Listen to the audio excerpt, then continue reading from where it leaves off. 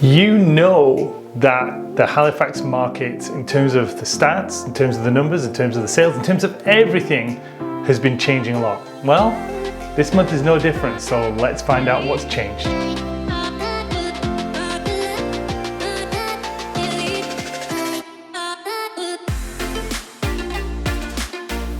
Hi everyone, Richard Payne here from Halifax Homes and Lifestyles, and we are here to give you all of the stats as usual every month straight away, because we want you to be the informed person so that you can kind of see where this market's going. So we'll give you the history, and then of course we'll give you some information as to where we think the market is actually going to go, and basically what's best for you as a buyer, what's best for you as a seller. Maybe it's time to start looking at investing as well. So let's get straight into the big numbers. Like, everybody always wants to know, like, what is the price? They don't really care about the number of houses sold. They don't care about the inventory. It's like, tell me the number. So let's tell you the number. We are at $564,976. So let's call it $565,000. That's quite a difference from like how we've actually been showing up, because if you remember earlier on this year, we were kind of like peaking up in the 625s. Well, we're actually down 2% on last month, but we're also up 3% on how we did this time last year. So October last year, we're up 3% on the price there. Now, the other interesting factor is I was kind of seeing a lot of a downward trend from list price to actually sale price, and it was kind of going in that direction. This month has bucked the trend, because we are back up to 100.6% sale to list price, which means that you're paying roughly $4,000 over asking price. We'll get into the specific markets, because it is definitely market specific what that number is, but we'll get into those later. And that I was just not expecting that, because it really felt, you know, especially on some of the buys that we've been doing recently for clients, in the fact that we were getting underneath asking price. So to see it coming up at like 100.6% sale to list price, I was like, okay, it went in a different direction and I wasn't expecting that. But there you go. The market's unpredictable sometimes. Days on market, we are at 28 days on market. We are down 5 days on last month. So we obviously sold a little bit more of the newer inventory this month, because it was 33 days last month. And we are up 1 day on last year, 27 last year, 28 this year. So not really that much of a change, but we're kind of hovering around that 1 month on market is what it's kind of taking right now. Now we look at the number of houses actually sold this month. We are at 318 houses sold, which is really similar to last month. I think last month was like 320, and last year I think was like 317, 314. So a little bit odd that it's kind of like the same number last year and last month and this month, but really similar, so there's no point really dwelling on that one. Number of homes that are actually active, we're up to just shy of 800 homes active for sale right now, which is up 1% on last month. More importantly, up 26% in terms of October last year to October this year. And that reflects in the amount of inventory. We're at 2.5 months of inventory based on how many houses we sold, how many are active for sale. No more new listings come up. We should be done in about 2.5 months. That's exactly the same as last month. And last year it was 2 months. So we're up like half a month on last year. Not really that much of a change. One of the other things, of course, that we always like to look at as well, because this kind of gives us a bit of a feel for the new listings coming to the market, houses that were listed in October versus how many we sold in October. So we're at 71%. We had 448 homes that were listed, new listings brought to the market. We sold 318. That gives you 71%. Last month, that was 65%, because as we just said, we sold roughly the same number of homes, but there were more new homes listed on the market last month. So we're like kind of, we're down 9% basically on last month for the number of new listings that were brought to the market in October. Then we look at last year. Well, last year we are, it was basically, what was that? 368 homes were new listings. Sales were 314. So we were like roughly 50-60%, something like that. So we're up 22% on that month last year. So when you look at the sales to new listings, the whole point of this is to kind of get an idea for the new listings that are coming on the market compared to what we're actually selling in the same month. Are we basically building inventory? And when last month and this month were fairly similar, it basically shows you that we're not adding inventory. It's always good to see exactly how many homes are actually coming on.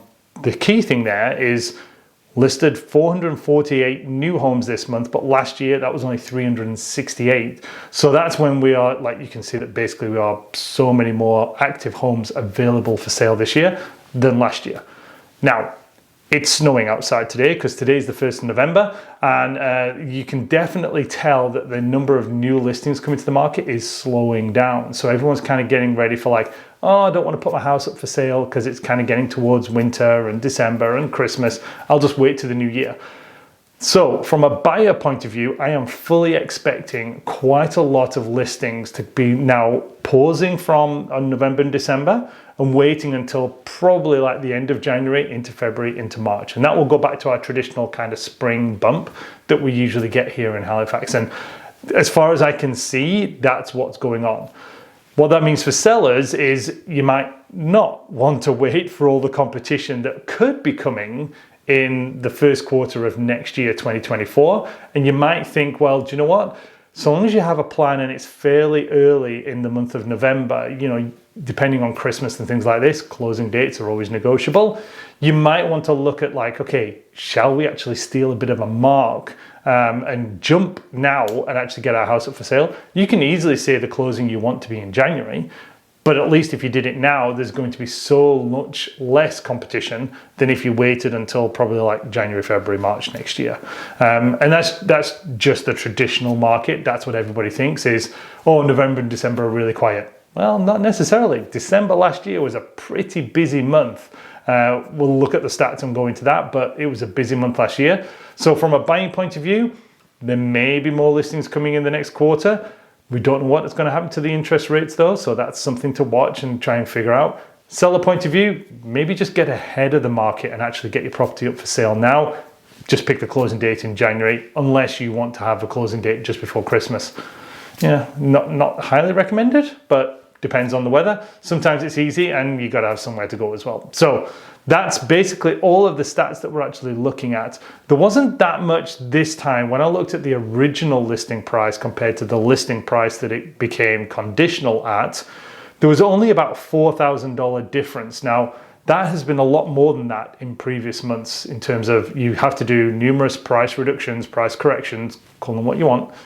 You're reducing the price to get the house sold. So correction versus price reduction versus price adjustment, they're all the same thing. It's about bringing the price down to fair market value to get the offer that actually works.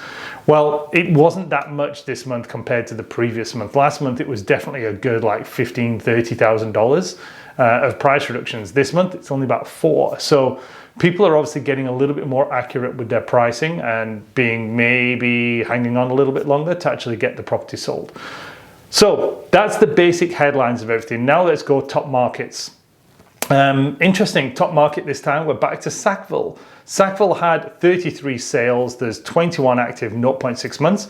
Average price point there, $458,000 with 9 days on market. So again, not a lot of homes sticking around in Lower Sackville, and it's all down to that price point. You kind of get below 500 in terms of a price point, it's a pretty busy market, and it's Lower Sackville is back at number 1 again.